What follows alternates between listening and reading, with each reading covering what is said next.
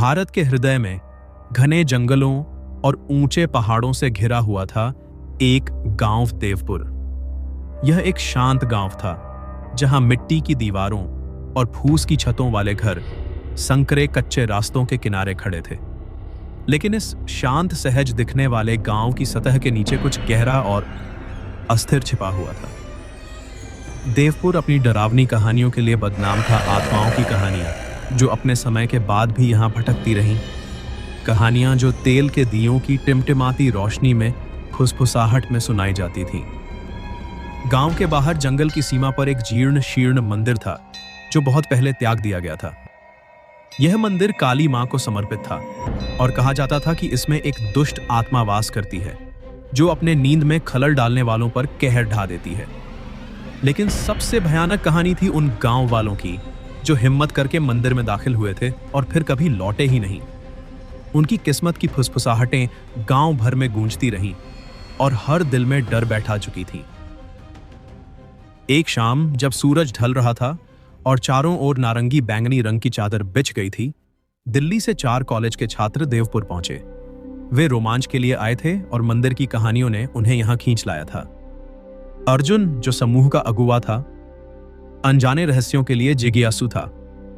उसके साथ ही मीरा, जो लोक कथाओं में गहरी रुचि रखती थी। करण, एक संशयवादी, और प्रिया, एक आजाद रूह जिसे दुनिया में जादू पर विश्वास था। गांव वालों की चेतावनियों को उन्होंने गंभीरता से नहीं लिया। बैग्स उठाए, टॉर्च हाथ में लिए, वे मंदिर की ओर चल पड़े। जैसे जैसे वे मंदिर के पास पहुंचे, एक गहरा सन्नाटा उन पर छा गया। हवा में एक अजीब भारीपन था और भले ही जंगल जीवन से भरा था, वे केवल अपने दिलों की धड़कनें सुन पा रहे थे। मंदिर सामने खड़ा था, पत्थर की दीवारें टूटी फूटी, बेलें उसकी दीवारों पर चढ़ती हुई, मानो उसे वापस निगल लेना चाहती हों।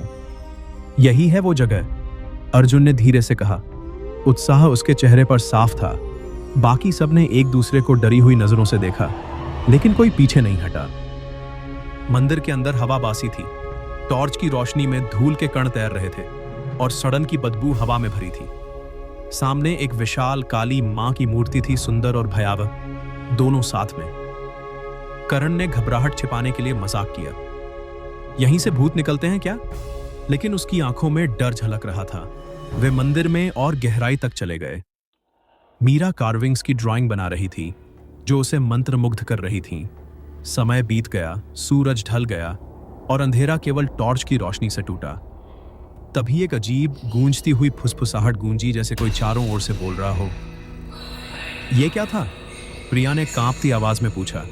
अर्जुन ने कहा, हवा होगी बस। करण अब हंसना बंद कर चुका था। फिर जमीन कांप उठी और काली मां की मूर्ति हिलने लगी।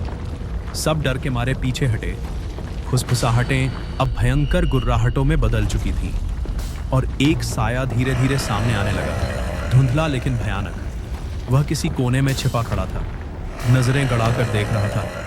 वे घबरा गए और भागने लगे। गांव वापस चलो, मीरा चिल्लाई। वे पत्थरों के बीच से दौड़ते हुए भागे, बुरी तरह डरे हुए। जैसे ही वे जंगल के किनारे पहुंचे, करण रुक गया। रुको, मेरा फोन नहीं मिल रहा, वह बोला।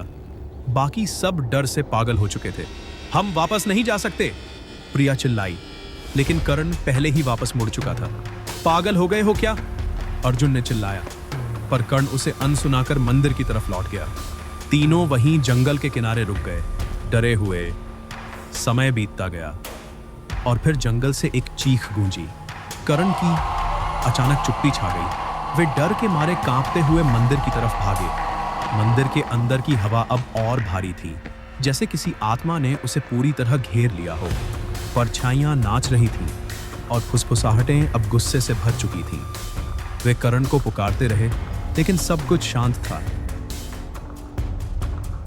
फिर एक साया दीवार से अलग होकर सामने आया। करण, लेकिन उसकी आंखें खोखली थीं, जैसे आत्मा चली गई हो। उसके चेहरे पर डर की सजीव छाप थी। तभी करण के पीछे एक काले धुएं का भंवर खुला, जो अंधेरे से बना था। अर्जुन को महसूस हुआ जैसे कोई चीज उन्हें खींच रही हो। भागो, वह चिल्लाया, लेकिन करण उस भंवर में गायब हो गया। जैसे ही भंवर बंद हुआ, मंदिर आत्माओं की हंसी से गूंज उठी। मंदिर कांपने लगा, दीवारें जैसे धड़क रही थीं। वे जान बचाकर भागे। गांव लौटकर वे एक बुजुर्ग के पास गिरे, बिलखते हुए मदद मांगी, लेकिन बुजुर्ग ने सिर हिलाया। आंखों में गहरा दुहक था। जब वे किसी आत्मा को ले जाते हैं, वह वापस नहीं आती। अगली सुबह का सूरज उगा, लेकिन देवपुर के रहस्य अभी भी वही थे, और करण अब केवल एक याद बन चुका था।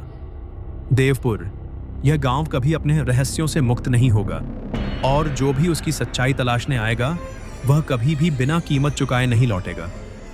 अगर आपको यह कहानी पसंद आई हो तो कृपया हमारे चैनल को लाइक करें, सब्सक्राइब करें और बेल आइकन दबाएं, ताकि आप ऐसी और भी रहस्यमयी कहानियां मिस न करें।